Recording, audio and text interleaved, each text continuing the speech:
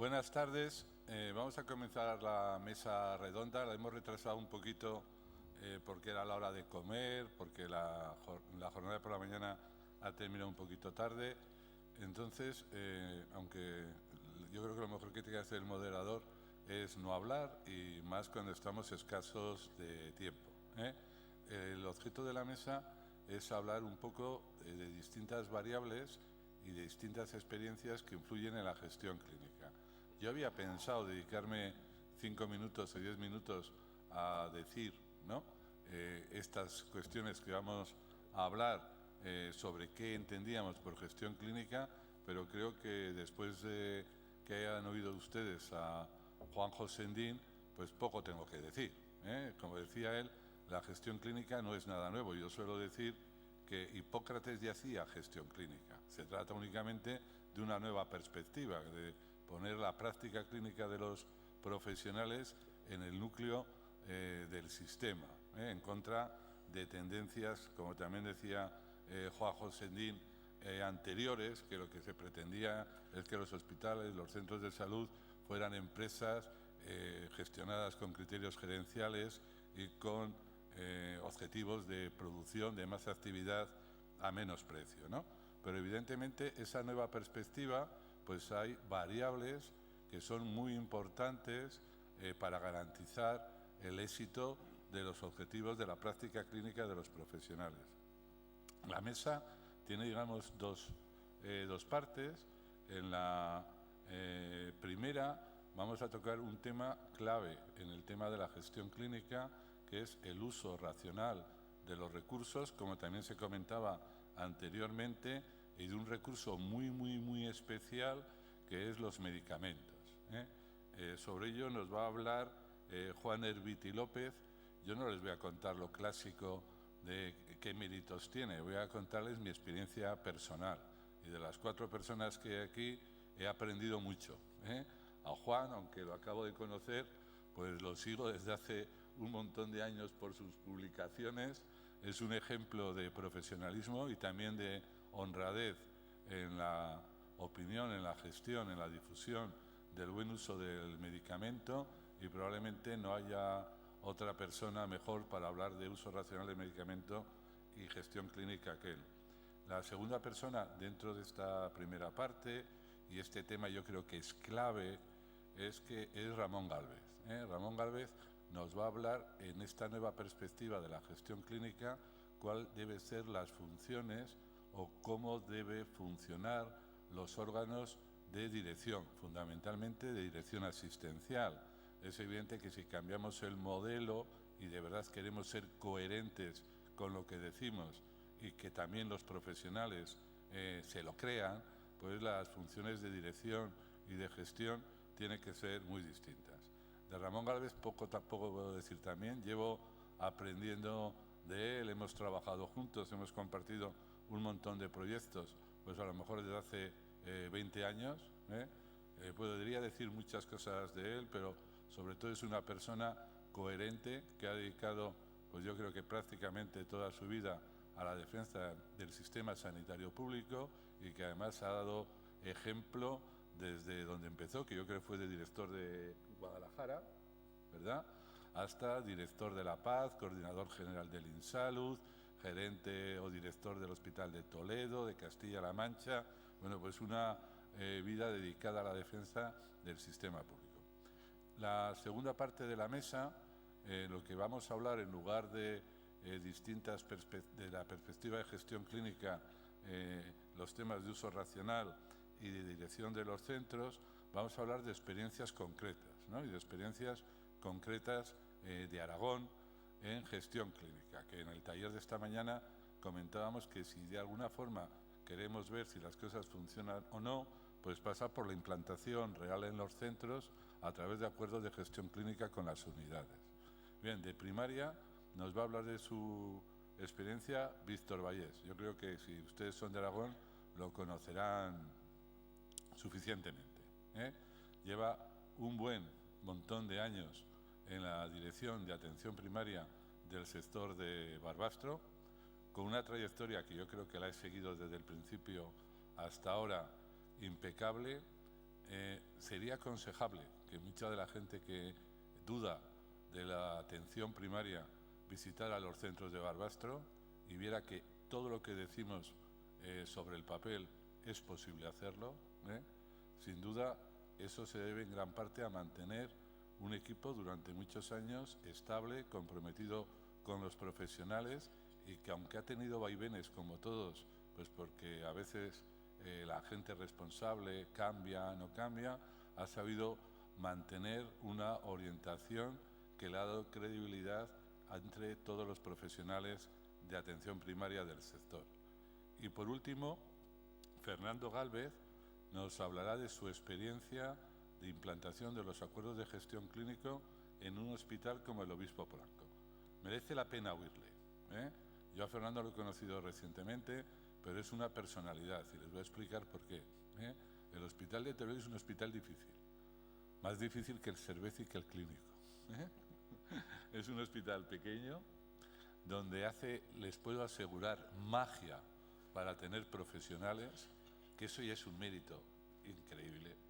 Pero es que a pesar de esa rotación de profesionales, a pesar de tener pocos recursos, a pesar, como yo digo, que la dirección del Hospital del Obispo Polanco son 2,5, la directora de enfermería y nadie más. Bueno, pues a pesar de eso es lo mismo que Víctor en menos tiempo. Sabe mantener una relación clínica y profesional de apoyo, que quizá Ramón luego nos hable de esto, a las unidades clínicas y a los profesionales. Y yo les puedo asegurar, igual que en el caso de Víctor, que no hay una discusión dual entre profesionales y dirección, sino que están todos en un mismo equipo trabajando por unos objetivos. Y eso se gana solamente con una credibilidad basada en la entrega y en mantener unos objetivos comunes. Sin más, doy la palabra a Juan Herbiti para que comience su intervención. Si os parece, y vamos a dar a los invitados de fuera 20 minutos y a los de dentro 15. ¿Vale? Pues intentaré agilizar para respetar el turno de todos. Bueno, muchísimas gracias por la invitación. Ninguna de mis dos abuelas me hubiera dicho cosas tan bonitas como me han dicho ahora. Y también quiero agradecer a la organización el que haya actos como este, actos independientes de la industria farmacéutica, donde se da pie al libre pensamiento y donde se dan las circunstancias para tener foros que aumenten las posibilidades de que el sistema sanitario siga existiendo y que vayamos tomando las mejores decisiones para los pacientes.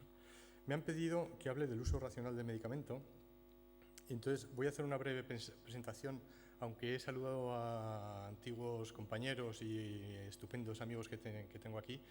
Como no todo el mundo me conoce, pues para que veamos un poco el tipo de trabajos en los que hacemos en mi sección. Es la sección de evaluación, asesoría del medicamento e investigación de la Subdirección de Farmacia del Servicio Navarro Salud.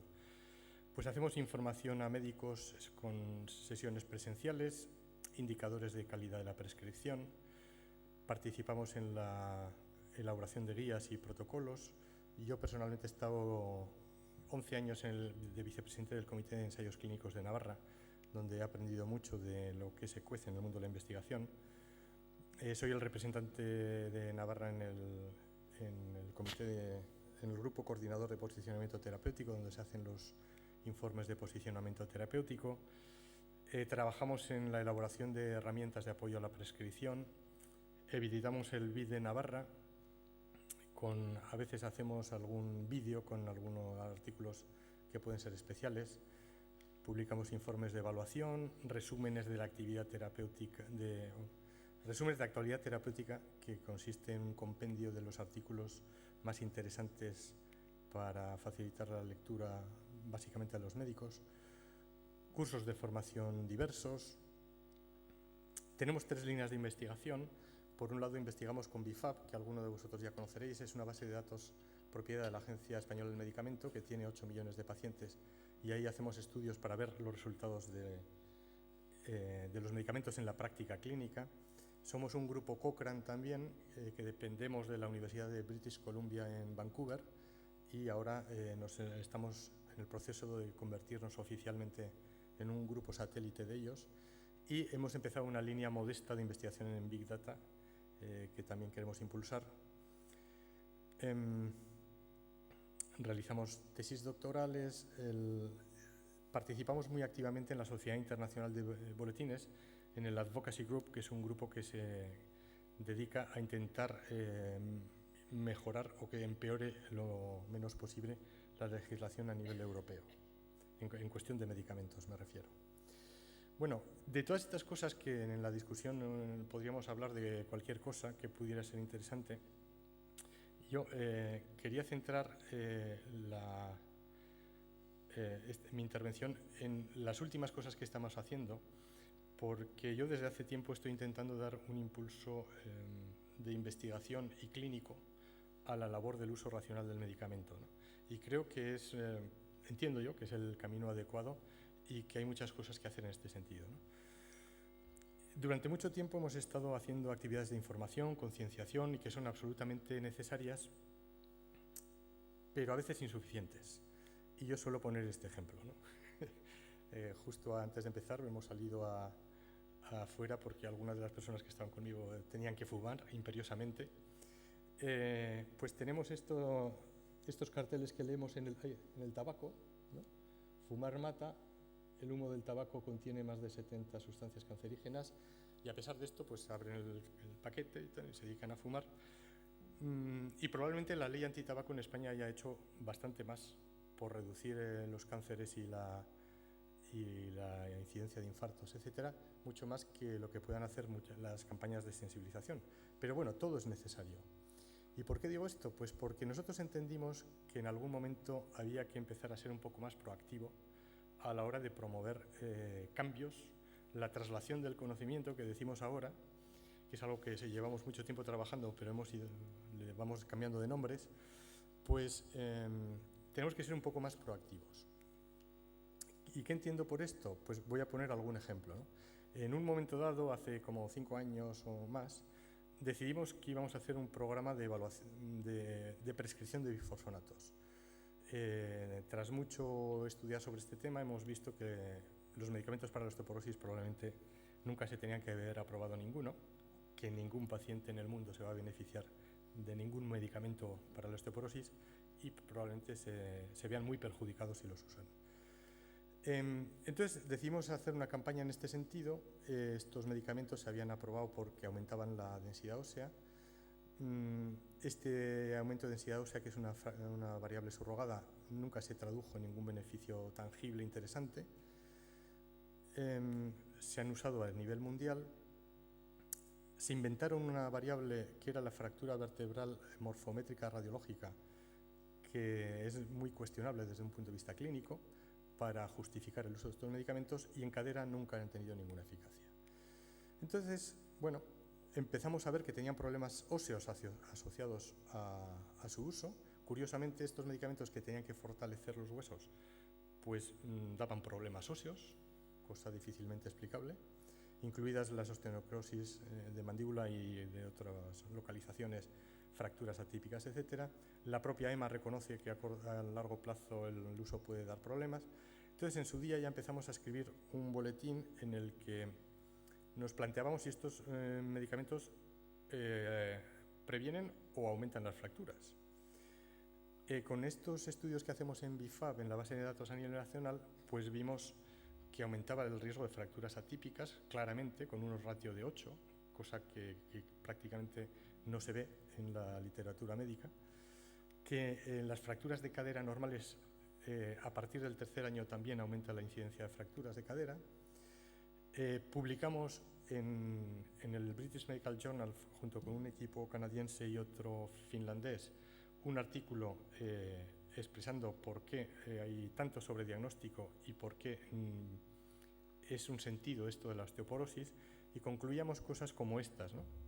Diciendo que el tema de la osteoporosis no es viable ni es costo efectivo, que como mucho podría tener un beneficio marginal siendo muy generosos, pero a coste de daños psicológicos importantes, innecesarios, efectos adversos, y a la pérdida de oportunidades al estar derrochando de dinero en algo que podía ser mucho más provechoso, ¿no?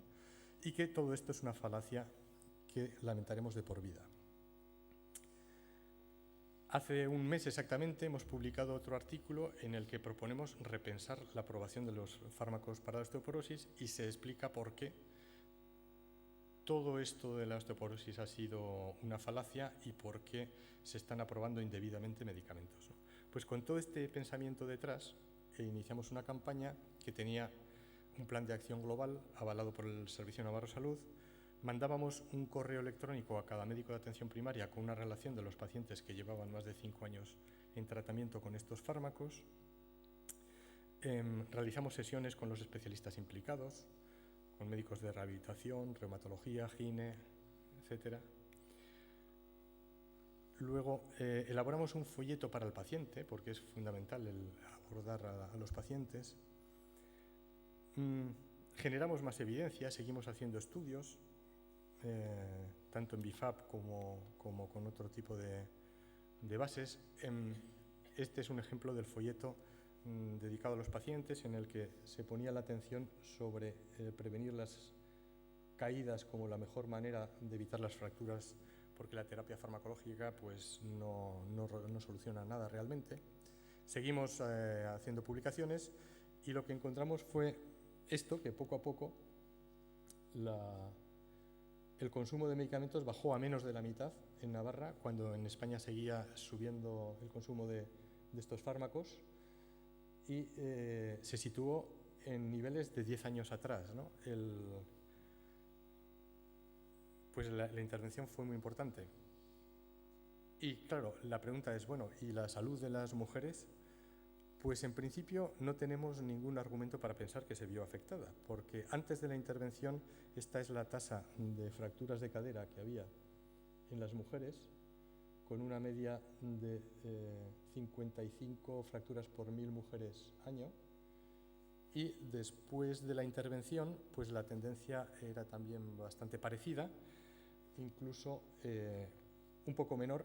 La tasa de fracturas bajó un poquito después de reducir drásticamente el uso de estos medicamentos, ¿no? Con esto evidentemente no se puede concluir que gracias a reducir los medicamentos se bajó la tasa de fracturas, porque esto es un estudio ecológico, pero cuando menos se puede asegurar que no hay una señal que nos permita pensar que la intervención ha sido perjudicial o que podían aumentar las fracturas por culpa de quitar estos medicamentos, ¿no? Siguieron otros programas como los ISADOAS. Entonces a los médicos hacíamos una cosa parecida, ¿no? Y veíamos que tras mandar una carta, bueno, una cosa que no he dicho que es muy importante es que cuando mandábamos a los médicos la relación de pacientes y pues, después de explicarlo por qué había que prescribir ese medicamento, la prescripción la cerramos centralizadamente de forma automática 3 meses después del envío de la carta, de tal manera que la prescripción sí o sí se cierra. El médico evidentemente tiene libertad de prescripción y puede reiniciarla, pero ya de alguna manera se le obliga a que piense sobre el tema y de alguna manera se justifique, ¿no? Con los ISADOAS, pues en el momento del envío de la carta bajaba un poquito la prescripción y cuando se cerraba centralizadamente, pues bajaba mucho más, ¿no? Y el número de pacientes en tratamiento bajó de forma importante y mantenida a lo largo del tiempo, ¿no? Pues otra campaña que hicimos parecida con la citicolina. Cuando pasábamos la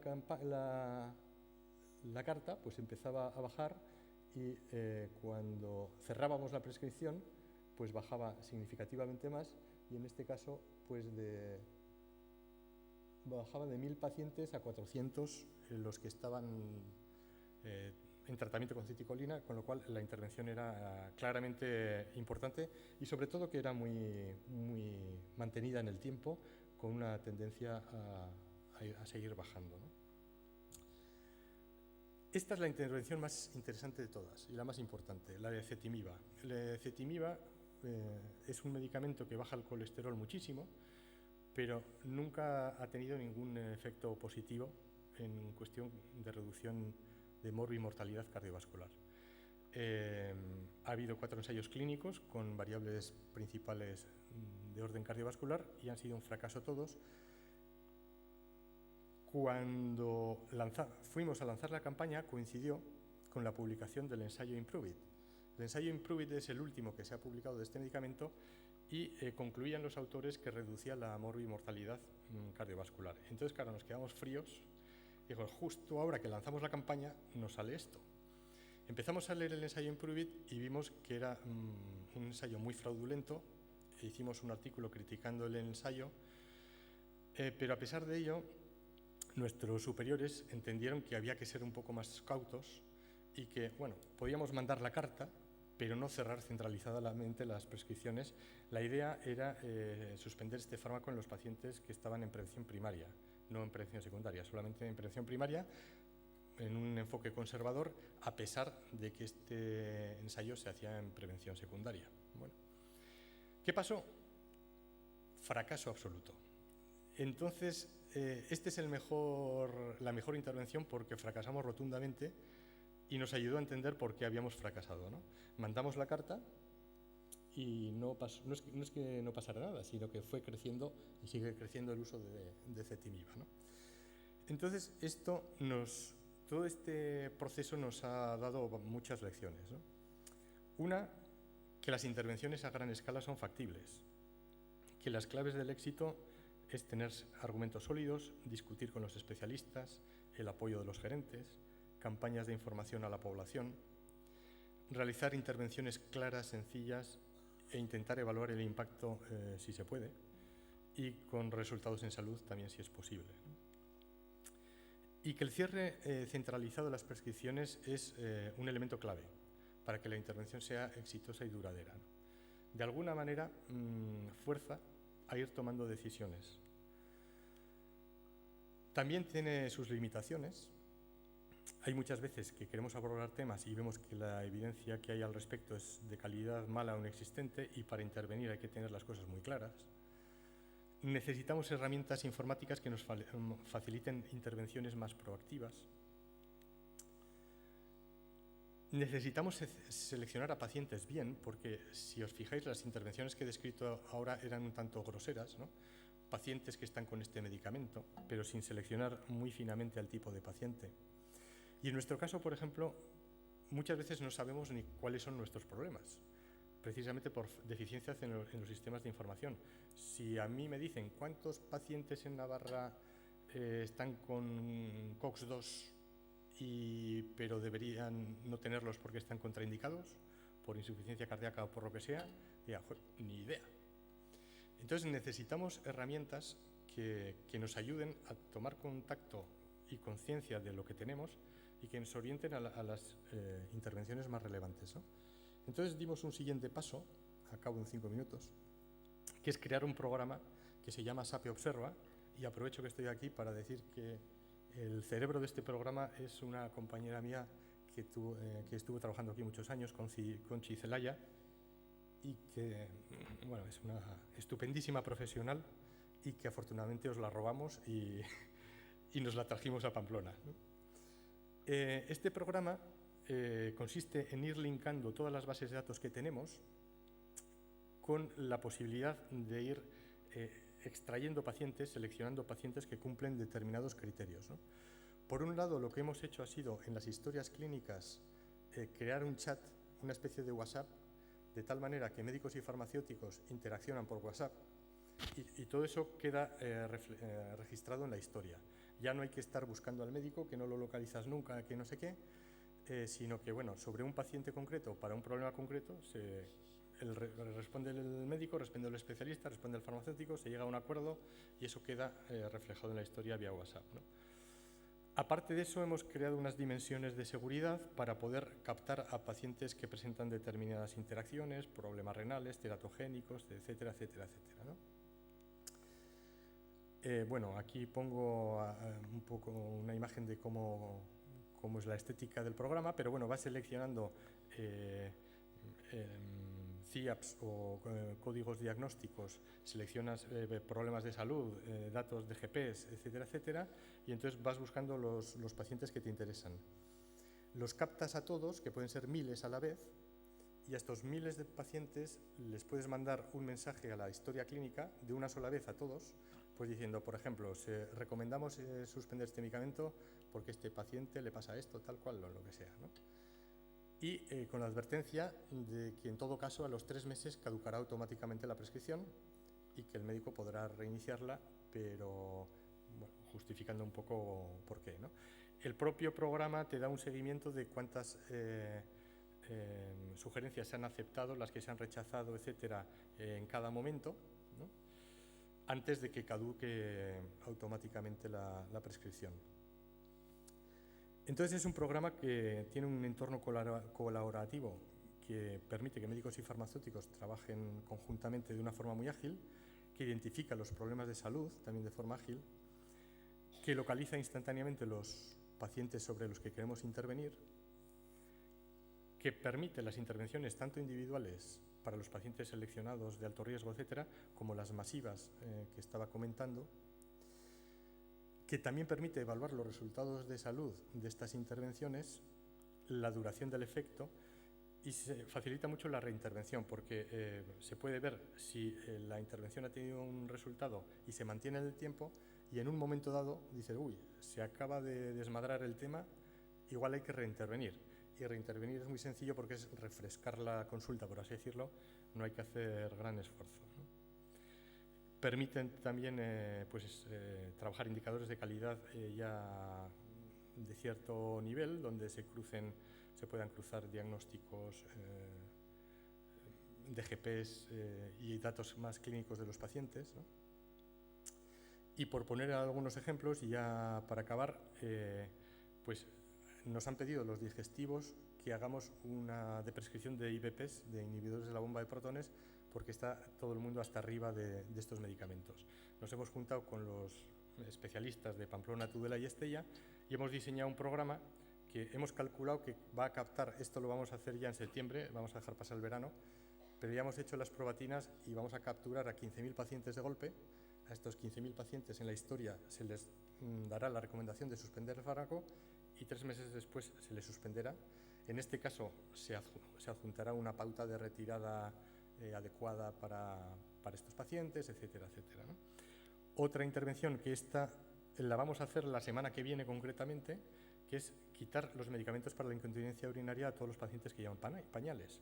Y dices, esto es un absurdo, pero porque si el paciente lleva pañales todo el día, día y noche, son medicamentos cuya eficacia es prácticamente nula, causan efectos adversos, anticolinérgicos, etcétera, etcétera, suponen un gasto y es una tontería hacer esto. Pues bueno, pues vamos a quitarlos. Y esto va a ser la semana que viene. Otros ejemplos, pues también tenemos interés en ir retirando estatinas a pacientes ancianos en prevención primaria cardiovascular. Entonces, este tipo de herramientas nos pueden facilitar muchísimo la vida, nos pueden ayudar a tener un enfoque más clínico, con más finura de las intervenciones, pueden llegar a ser mucho más eficaces y también nos sirven como herramienta para investigación de los resultados de salud que vamos teniendo con las intervenciones. Y yo creo que este es un camino apasionante que se nos abre ahora, ¿no? Antes estaba comentando con Pilar Calvo, etcétera, que aquí os estáis metiendo mucho en el mundo del Big Data para obtener este tipo de informaciones. Es un camino apasionante también. El reto que tenemos es tener esta información muy fina, pero también llevarla a la práctica, ¿no? Y para llevarla a la práctica, lo que necesitamos es que los máximos responsables del uso racional del medicamento, que suelen ser a pie de calle los farmacéuticos de atención primaria y los de hospital, pues den un salto mucho más clínico, investigador y apoyado y facilitado desde las gerencias y desde las unidades de apoyo de sistemas de información y de investigación, ¿no? Y básicamente esto es lo que quería decir. Muchas gracias.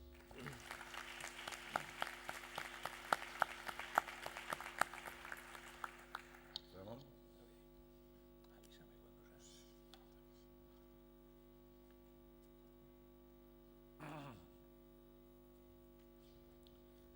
Bien, buenas tardes y agradecerles en primer lugar a ustedes su amabilidad por escucharme hoy aquí.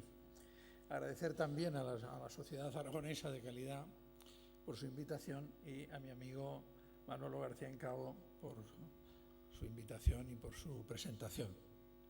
Y dicho esto, pues vamos a hablar de dirección de centros y gestión clínica. Cuando me planteó Manolo el tema, yo tenía dos opciones fundamentales para el comentario de hoy. Una era hacer una charla de tipo académico, más o menos lo que hago en la Escuela Nacional de Sanidad en el tema, y por lo tanto quedar en un aspecto muy razonable, ¿no? Porque esto de las palabras te permite cualquier cosa, ¿verdad? Y los pasos a seguir son, pero esto es como el chiste este de Mafalda. Mafalda tenía, la profesora le iba diciendo, mi mamá me ama, mi mamá me mima, etcétera, etcétera, ¿no? Y entonces Mafalda pregunta, bien, le felicito, señora profesora, por tener una madre excelente, pero realmente a mí lo que me interesa es que me cuenten cómo se hacen realmente las cosas, ¿no? Y claro, este es el tema fundamental. Por lo tanto, he optado por una estrategia diferente. Y es una estrategia más de provocación, de explicar claramente por qué la gestión clínica en este país no ha funcionado y cuáles han sido los principales errores que hemos cometido a lo largo de este tiempo. Fíjense, aquí tenemos una de las... Como no veo esto, me permitirán que me ponga de lado, pero es que no veo las letras ahí. Fíjense, una de las primeras cuestiones que tenemos es por qué hacemos las cosas y para qué. Este autor, Howard, decía que es probable que los directivos tengan un problema. Y el problema es que están tan ocupados en su función de dirigir, ¿verdad?, en la logística, que se olvidan fundamentalmente de para qué se hacen las cosas. El para qué es fundamental, porque si no tenemos claro para qué hacemos las cosas, evidentemente ni la gestión clínica ni nada va a poder funcionar de una manera adecuada. Por lo tanto, lo primero que debemos plantear es para qué. El para qué, que está ligado un poco a lo que decía nuestro ponente anterior, Nerviti, al que su charla me ha resultado apasionante y de hecho para ficharte inmediatamente. Y ven este otro concepto. Este concepto es del libro de Wright, que es uno de los primeros libros que se planteaban sobre gobierno clínico, ¿no? ¿Y qué decía Wright? Decía que esto del gobierno clínico y de la gestión clínica en realidad es un cambio cultural profundo de la organización, porque lo que se trata es de desarrollar la capacidad organizativa de otra manera para conseguir que la atención sanitaria tenga una calidad enfocada al paciente y que sea una calidad que le proporcione seguridad y excelencia, ¿no? Fíjate, tradicionalmente, ¿de dónde surge esto de la gestión clínica? ¿Cuál es su primera aproximación? La primera aproximación fue que los clínicos percibían que su práctica clínica tenía poco que ver con la planificación y la gestión económico-financiera del hospital o de la organización sanitaria donde se encontraban. Esto es una diapositiva introducida. Rompe un poco el discurso, pero me parecía importante hacerlo porque esto acaba de pasar. Abril del 2017, el NHS, a partir de este momento, emplea una prueba que se llama prueba de impacto presupuestario, que consiste en una multiplicación entre el precio del medicamento por el número de pacientes de una enfermedad determinada. Y si sobrepasa los 20.000 libras, el NHS se reserva un periodo de 3 años de negociación previo a la introducción del medicamento. Esto después de que el NICE haya hecho un estudio de coste-efectividad y de coste-oportunidad que ha valorado que este medicamento era para introducir. El artículo se lo recomiendo, está en el British Medical Journal, y los autores hacen una pequeña broma y dicen, esto puede dar lugar a que el infliximab pueda ser utilizado en colitis ulcerosa y no en enfermedad de Crohn, porque al multiplicar el número de pacientes por el precio del medicamento, en colitis ulcerosa no sobrepasa las 20.000 libras, mientras que en enfermedad de Crohn la sobrepasa de clave. Fíjense qué barbaridad desde el punto de vista del clínico que tiene que tomar decisiones. Pero eso es una provocación añadida aquí a la charla. Fíjense en esto. Esto es el comienzo de la gestión clínica. La gestión clínica lo que hace es intentar integrar la cultura clínica y la cultura de gestión. Esto es lo fundamental, pero esto cambia fundamentalmente. Y cambia porque la gestión clínica se convierte en algo diferente. Y se convierte en algo diferente porque han cambiado las condiciones, es decir, el conocimiento clínico se ha multiplicado de manera exponencial, la complejidad de las decisiones diagnósticas y terapéuticas se ha disparado de una manera importante, ha cambiado la morbilidad, de tal manera que el peso de enfermedades crónicas, de enfermos frágiles, ha constituido un escenario totalmente diferente, y porque ahora, para cada proceso de enfermedad, intervienen de manera activa diferentes profesionales para conseguir el objetivo de recuperar o mejorar la salud del paciente. Por lo tanto, ha cambiado de esa gestión clínica dedicada a integrar, a poner al médico en funciones de valorar también las consecuencias económicas. Ahora aquí es algo más que eso. Es algo más que eso. Ha cambiado el marco, de tal manera que incluso la enfermería se encuentra involucrada en una forma diferente de actuar que exige instrumentos y herramientas nuevas. Y ese es el nuevo enfoque de la gestión clínica. Porter, cuando plantea el desarrollo de las unidades integradas de práctica, fijaros, lo que plantea como primer paso es caracterizar a los pacientes. Porter lo hace desde atención primaria, es decir, el enfoque va de una manera longitudinal. Y lo primero que es caracterizar a los pacientes. Y lo hace muy bien, es un artículo que les recomiendo, es decir, pacientes que están sanos, pacientes que tienen patologías que son fácilmente corregibles, etc., ¿no? Primero, caracterizar a los pacientes. Segundo, considerar que cualquier proceso debe ser atendido por un equipo multidisciplinar, que este es un elemento clave, la atención por un equipo de trabajo. Tercero, que los pacientes tienen que estar implicados y que tienen que estar implicados en el proceso de toma de decisiones compartidas, y que para eso, evidentemente, es necesario llevar adelante programas de educación para la salud. Que la continuidad del proceso asistencial es una continuidad transversal que afecta a toda la organización, desde atención primaria, atención hospitalaria, atención a enfermos crónicos, cuidados paliativos, hospitalización a domicilio, cuidados sociosanitarios, y que eso es un continuum. Ya no es la medicina basada en viñetas aisladas, sino que es una historia completa en la que el paciente juega el papel fundamental. Que eso solo es posible desde un liderazgo clínico, es decir, que sean los profesionales clínicos los que asuman el liderazgo de ese tipo de procesos, lo cual exige la definición de procesos, de subprocesos, el establecimiento del mapa de procesos de la unidad, etc. Que es absolutamente clave la autonomía de gestión, en el sentido que hablaba en la intervención de la mañana Juanjo Rodríguez Sendín, es decir, la autonomía de gestión, que es poner responsabilidad en manos de los profesionales, pero sin convertir la estructura y la organización en otra cosa, en unidades de negocio o algo similar. Y finalmente, porque, dice Porter, para esto es necesario que además evaluemos qué es lo que estamos haciendo, cómo lo estamos haciendo, y seamos capaces de valorar resultados clínicos y costes. Las preguntas de la gestión clínica son claras. ¿Qué es lo que hay que hacer? ¿Cómo hay que hacerlo? ¿Con qué calidad? ¿A qué coste? ¿Y con qué financiación? Y para eso ven ustedes las respuestas que habitualmente damos y que forman parte del núcleo de la gestión clínica. Por lo tanto, nosotros, cuando planteamos tradicionalmente la gestión clínica, lo que hacíamos era la gestión clínica tenía que ser un modelo descentralizado, necesariamente.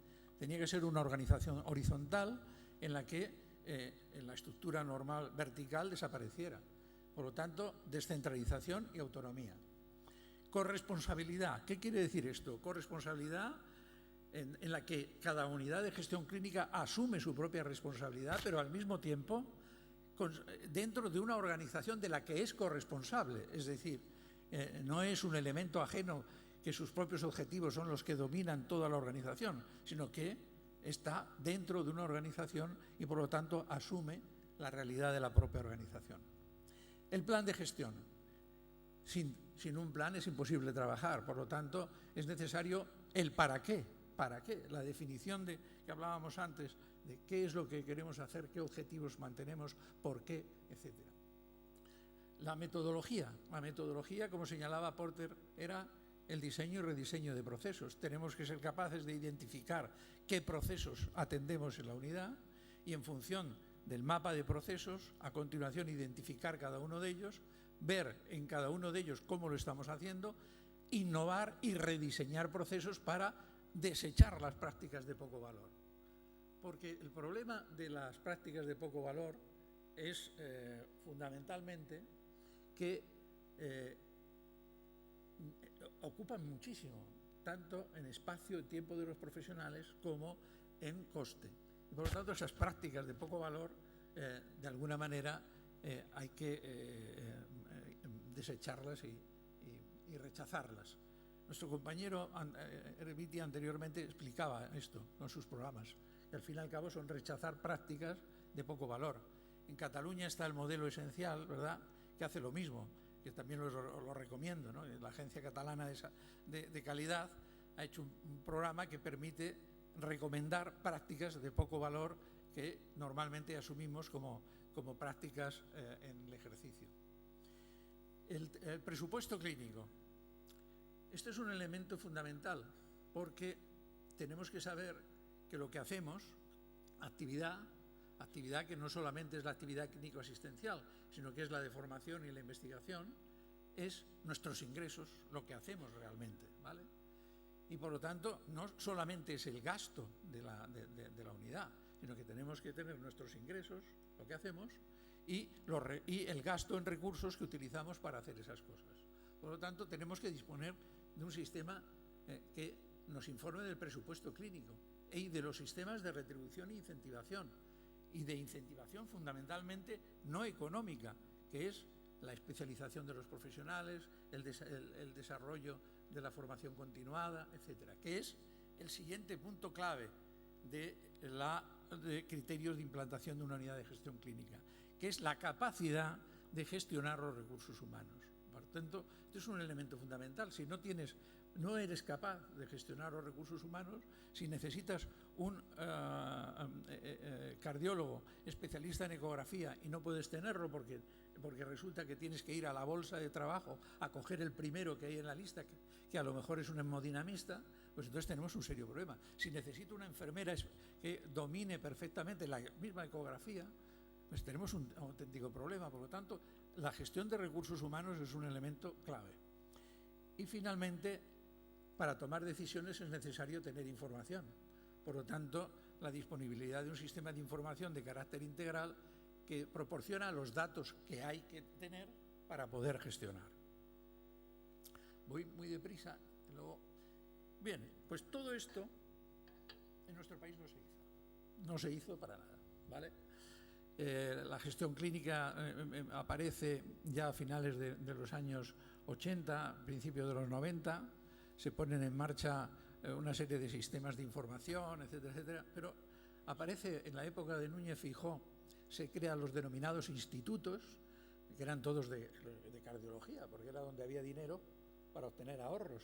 El Instituto del Corazón, eran los institutos del corazón, del aparato digestivo y de neurología. De otras especialidades no había porque no había nada que ahorrar.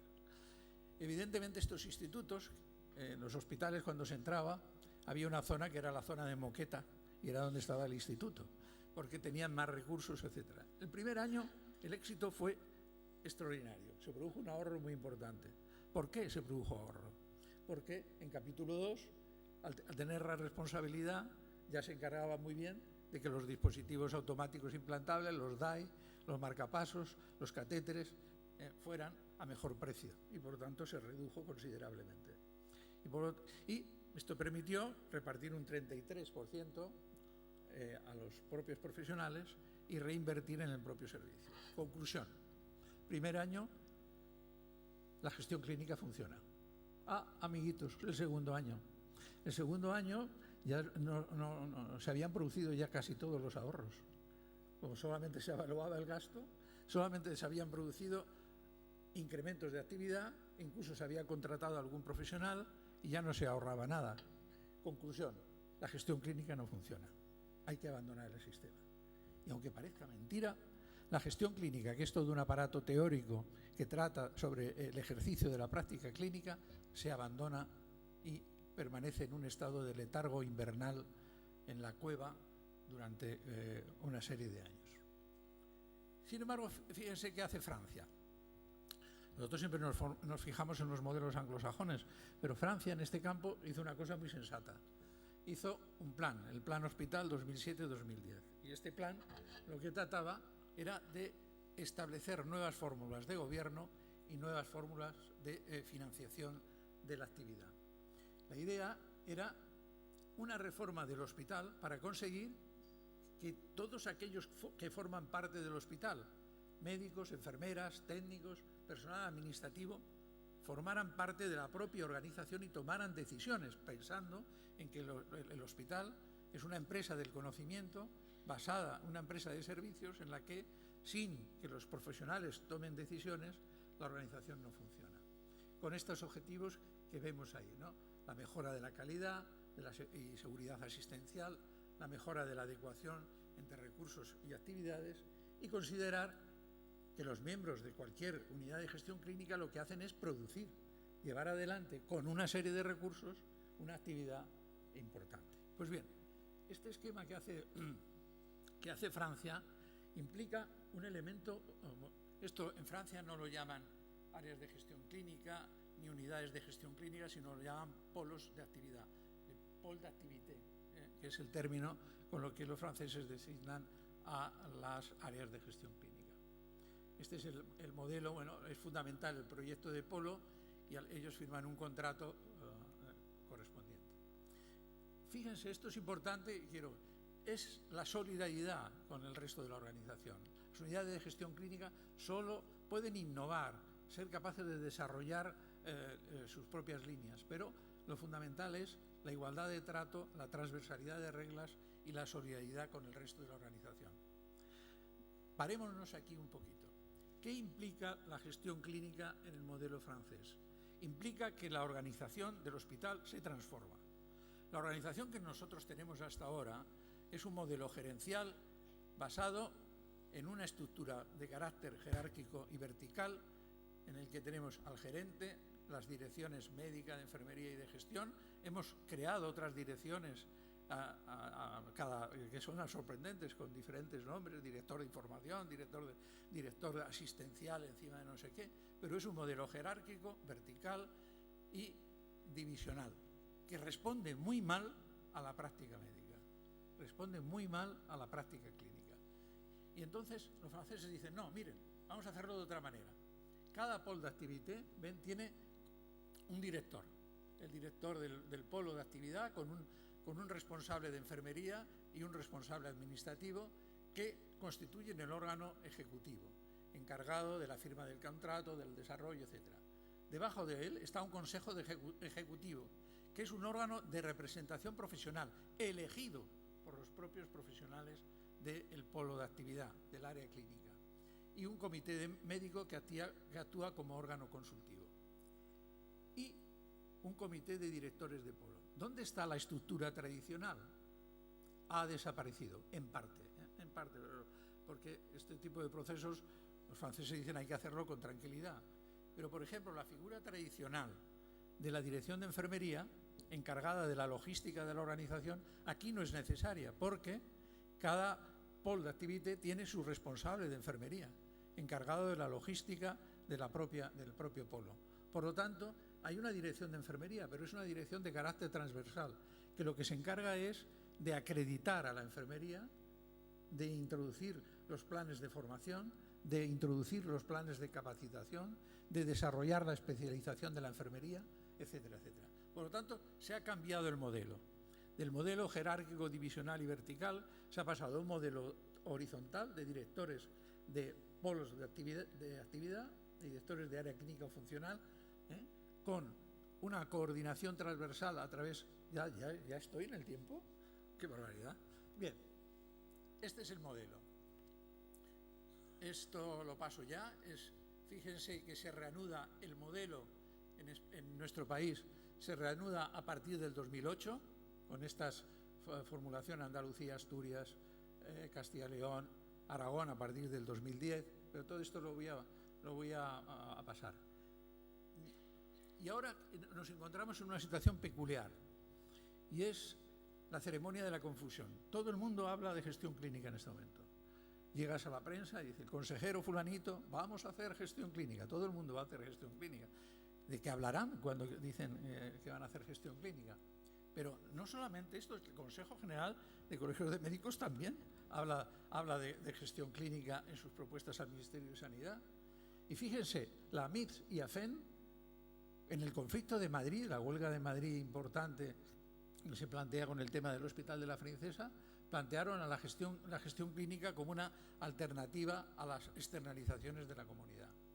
Las revistas médicas hablan, en la Federación de Asociaciones Científicas planteó, hizo toda la fuerza del mundo para que saliera un borrador a nivel estatal sobre gestión clínica, pero curiosamente también críticas inmensas al modelo de gestión clínica, fundamentalmente basadas en que era un modelo que rompía el sistema y convertía a las unidades de gestión clínica en unidades de negocio, y esto supondría una privatización. Pero es que además la crisis económica acelera este proceso y se produce un descrédito entre los profesionales sanitarios, porque realmente las direcciones de los centros solo contaban con ellos para pactar objetivos relacionados con la lista de espera y poco más.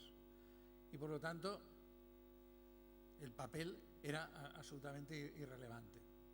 La autonomía de gestión y la responsabilidad se limita fuertemente. No hay presupuesto clínico, no hay ninguna reflexión acerca de la naturaleza de ingresos y gastos, no se desarrolla para nada una cultura de evaluación, no hay auditorías regladas, y fíjense que este papel, la selección, cómo se seleccionan y nombran los directores de las unidades, para nada queda también absolutamente relegado. Por lo tanto, ¿ven? La crisis económica convierte las unidades de gestión clínica en nuestro país prácticamente en una situación muy difícil. De hecho, la mayor parte de las comunidades autónomas, incluso Andalucía, Asturias, han sufrido un parón considerable en el desarrollo de las unidades de gestión. ¿Cómo podemos hacer para esto? Y voy a terminar rapidísimamente. Pues hombre, hay que desarrollar un modelo de unidades de gestión clínica que garantice la continuidad de los procesos. Probablemente ya no en el sentido tradicional que hablábamos, sino que aquí hay que introducir ya las líneas que plantea Porter de integración de servicios. Y bueno, esto lo voy a pasar, voy a ir ya exclusivamente.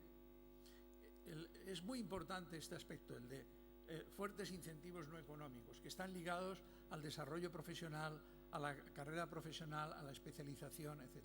Vale. El dirigir hacia la innovación, consolidar la estructura de toma de decisiones mediante estos consejos ejecutivos que hablábamos. Cómo esto hay que dejarlo claro para evitar las críticas al sistema. Es decir, las unidades de gestión clínica tienen responsabilidad y autonomía, pero dentro del marco del hospital o organización sanitaria en la que se desarrollan. No son unidades de negocio. El líder responsable elegido a propuesta del centro, fortalecer el desarrollo de recursos humanos, como decíamos. La financiación es un elemento clave, pero no lo podemos ahora penetrar aquí. La gestión clínica es un modelo horizontal. soportado por equipos de trabajo basados en el consenso y las decisiones compartidas. Esto es un elemento clave de la gestión clínica. Por lo tanto, cuando uno es directivo, tiene que saber que la gestión clínica supone que tiene que cambiar su rol. El rol del directivo cambia y de una manera decisiva. Y que, por lo tanto, sin esa sensación de ese cambio profundo, no se puede abordar la gestión clínica. Fracasará. Se trata, por lo tanto, de transformar la organización, conseguir un nuevo marco en el que los profesionales sanitarios puedan asegurar la calidad y conseguir unos estándares de cuidados óptimos. Y ya me paro aquí, porque si no, me comeré todo el tiempo. Muchas gracias. Muchas gracias,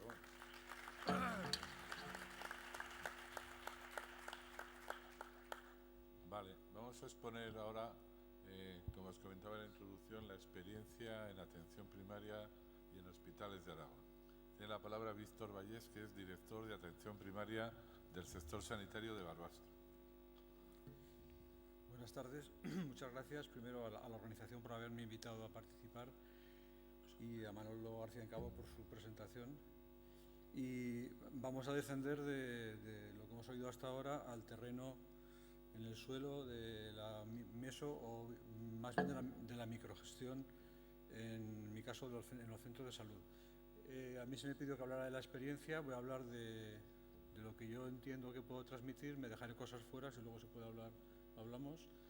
Y la visión es la del día a día en un sector de Aragón de 100.000 habitantes con mucha dispersión, con centros distribuidos por el territorio, que a veces hace difícil la comunicación personal y una trayectoria de un equipo directivo que llevamos desde que con las transferencias se crearon los sectores, llevamos trabajando en el mismo sector con algún recambio en las personas, pero yo sí que he estado todo el tiempo, la directora de enfermería también y el equipo colaborador también, el poco equipo colaborador que tenemos, ¿no? Sobre todo es administrativo. Entonces, bueno, se me pidió que hablara de las etapas del proceso, de cómo lo hacemos, de problemas que encontramos y de algunas claves de éxito que podamos intuir o transmitir. No hay mucha diferencia de lo que se hace de un año a otro y de lo que hacemos en los diferentes sitios. Bueno, pues cuando tenemos el borrador del acuerdo de gestión se presenta a los profesionales, primero en una comisión técnico-asistencial, después en los centros. Cuando tienes el definitivo, pues ya firmar formalmente, se cierra previamente el del año anterior, suele coincidir, y después se hace un seguimiento.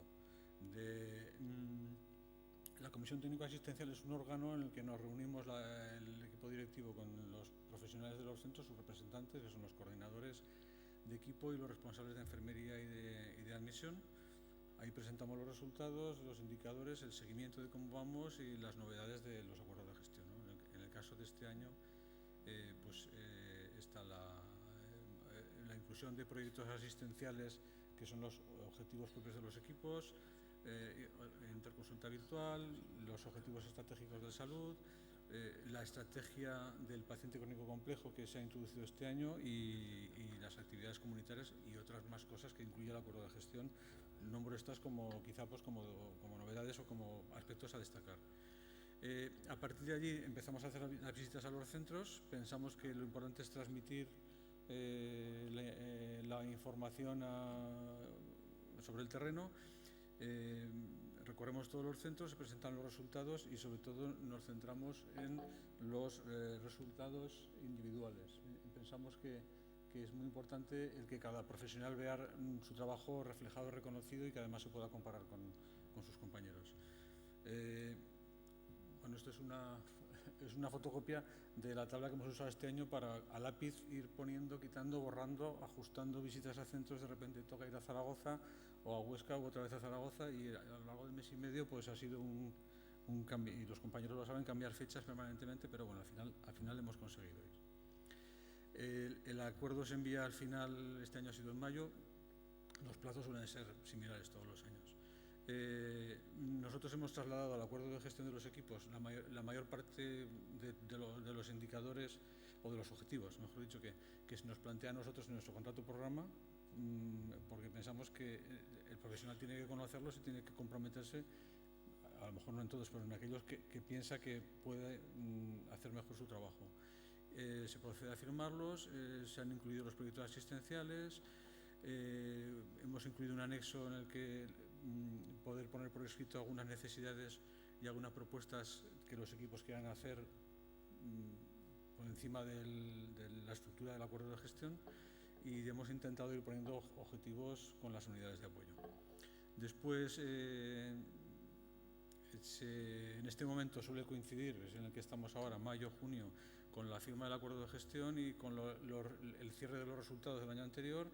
Procedemos también al reparto de la productividad variable, los incentivos económicos, los tradicionales, que bueno, no siempre ha habido años que no. Y lo que intentamos es hacer una productividad variable basada en los resultados individuales de equipo e individuales de los profesionales, para que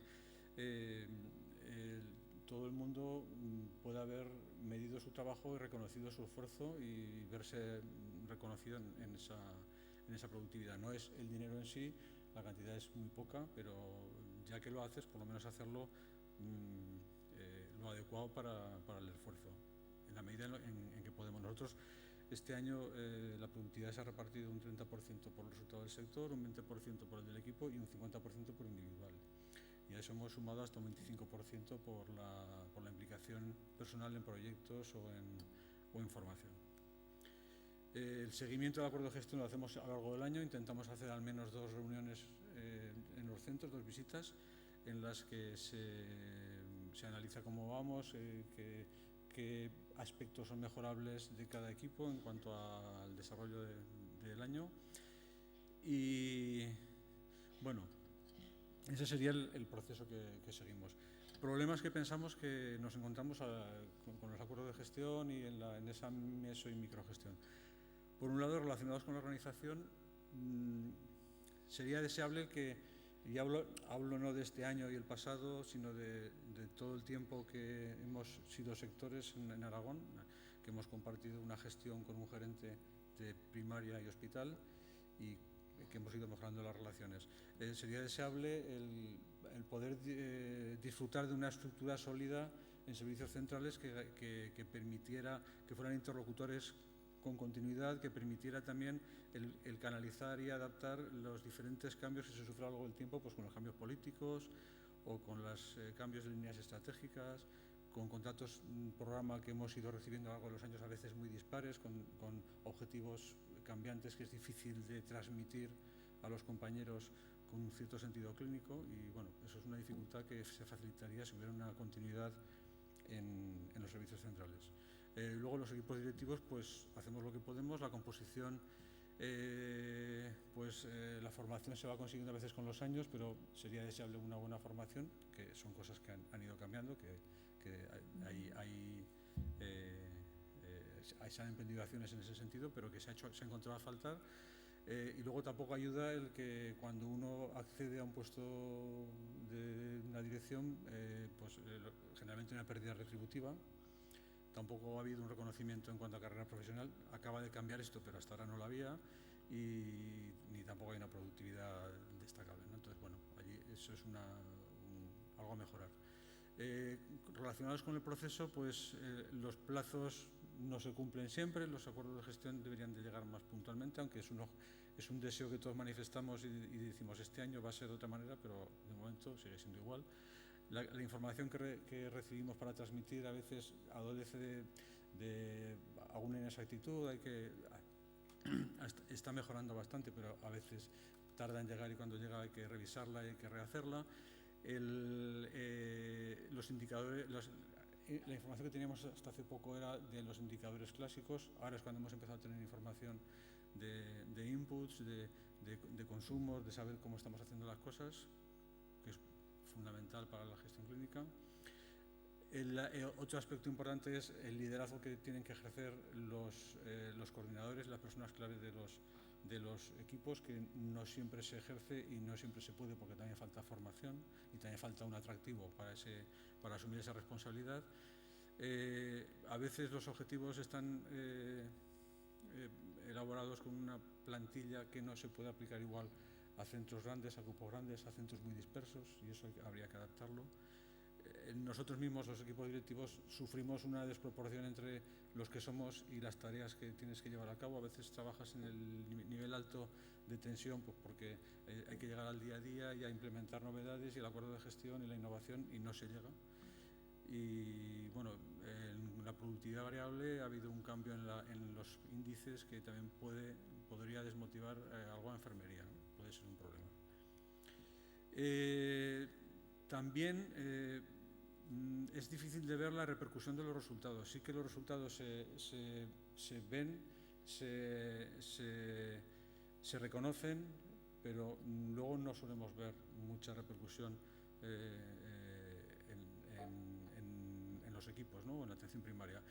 He puesto unos ejemplos, podrían ser muchos otros, ¿no? Asumimos carteras de servicios, trabajamos por mejorar la resolución de la atención primaria, trabajas con pacientes crónicos, con el programa de atención a la mujer, se intenta gestionar los recursos lo mejor posible, mejoras coberturas, se hacen citologías, el seguimiento del embarazo normal, la anticoncepción, los planes de cuidados, se está poniendo en marcha la atención al paciente crónico complejo, yo creo que con muchas ganas, se está viendo como una oportunidad. Los equipos gestionan muy bien sus bolsas de sustituciones, que es lo poco que pueden gestionar con repercusión económica directa. Hay una mejora para el paciente, pero luego eso no se traduce en que primaria tenga más recursos, o difícilmente. No se redistribuyen esos presupuestos entre hospital y primaria, sigue siendo una proporción rígida que se va transmitiendo. Tú estás disminuyendo pacientes que se envían al hospital porque asumes responsabilidad, asumes capacidad de resolución, controlas más cosas, pero luego no se traduce en una mejora según qué accesos en demoras en el hospital, en otra organización de consultas que fuera mejor para el paciente. Seguimos teniendo pendiente la coordinación entre niveles, se está mejorando, pero es un trabajo que tenemos que hacer.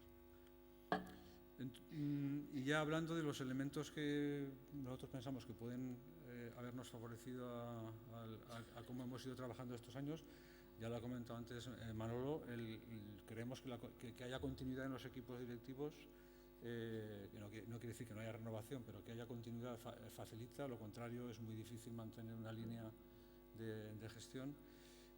Permite conocer las claves locales, la relación, la transparencia, la accesibilidad con los compañeros.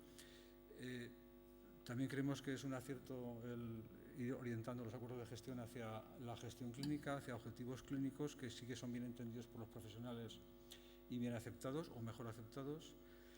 Nosotros siempre hemos transmitido que los presupuestos es una referencia, pero que lo importante es hacer un trabajo, gestionar tu trabajo día a día y cuando hay una desviación poderla explicar y ya está.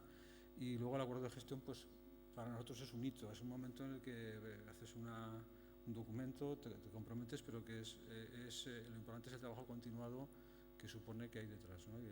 Y que lo basamos en la información compartida, en la retroalimentación de cómo lo estás haciendo y en facilitar herramientas y recursos.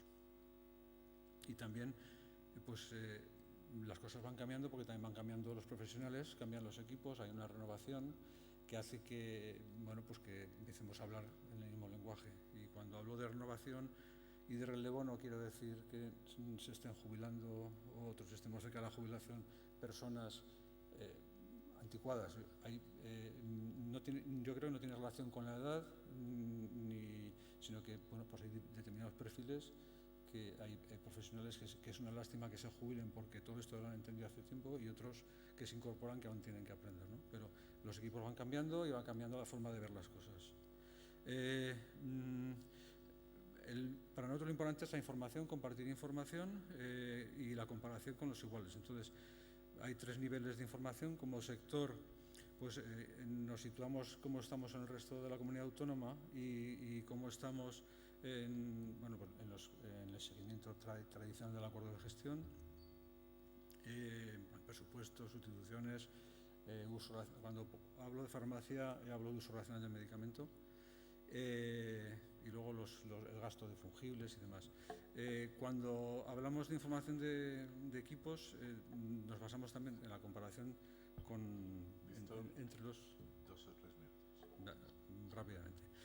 Damos información individualizada a los equipos de cómo van, les orientamos sobre los objetivos a mejorar con los cortes que vamos haciendo, damos información de qué puntuaciones tienen comparándose con el resto, información de cómo están gestionando sus sustituciones, aquí sería pues en azul lo que ellos deciden que van sustituyendo, en amarillo lo que se cubren unos a otros dentro de la bolsa de sustitución que hay que decir que nunca se acaba nunca se consume porque hay dificultades para sustituir además.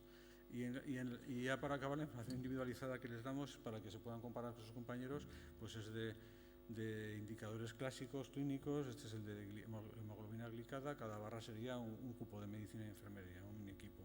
O de uso racional, por ejemplo, como están haciendo la prescripción de estatinas ineficientes, este es uno de los varios indicadores que hay. O el de complejidad, el índice de ACG, relacionado con la edad de la población o con la calidad de los registros, o las derivaciones al hospital. Les damos también información para que puedan hacer su reparto de productividad con unas tablas conforme a una propuesta, ya lo he dicho antes, por resultados individuales y de equipo. Y ya para terminar, el acuerdo de gestión, sí que es cierto que este 2 últimos años, 16-17, ha sufrido un importante cambio, hay un punto de inflexión. Yo creo que están mejorando las expectativas de los profesionales con la orientación que está teniendo hacia la microgestión, hacia hablar en términos clínicos. Yo aquí menciono pues, los proyectos asistenciales de los equipos, la interconsulta virtual o el clínico complejo u otras cosas que yo creo que son atractivas para todos.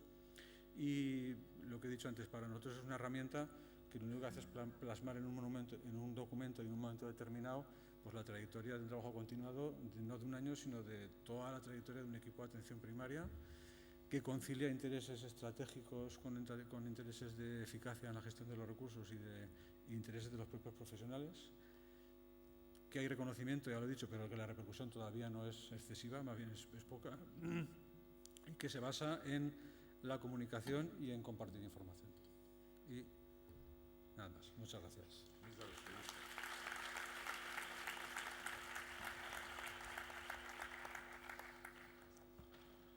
Muy bien, Fernando. Tienes 15 minutos para tener luego 5 o 6 minutos de preguntas, porque me parece que os tenéis que ir a las 5:30, ¿no? Sí. Vale. Muchas gracias. Buenas tardes. Manolo os ha subido mucho las expectativas. Sabéis que hay un truco que satisfacción es igual a respuesta a partir de expectativas. Pues yo os las bajo un poco porque si no tengo que subir mucho la respuesta y no sé si voy a estar a la altura. Bueno, en primer lugar, es para mí una satisfacción poder estar aquí con todos vosotros, mi experiencia como médico en el hospital todos estos años y sobre todo estos últimos en la dirección es pues, todas las personas que estoy conociendo de los diferentes ámbitos, no solo el clínico, y de los diferentes profesionales que trabajamos todos para hacer que este sistema funcione mejor. Y seguro que hoy voy a aprender también y estoy aprendiendo. Vale, bueno, después de esta presentación, pues empezamos, ¿no? Voy a hablaros de un hospital en concreto, no de todos los hospitales, en concreto el hospital que conozco y de lo que hacemos allí en gestión clínica habitualmente. Es un hospital de unas 215 camas.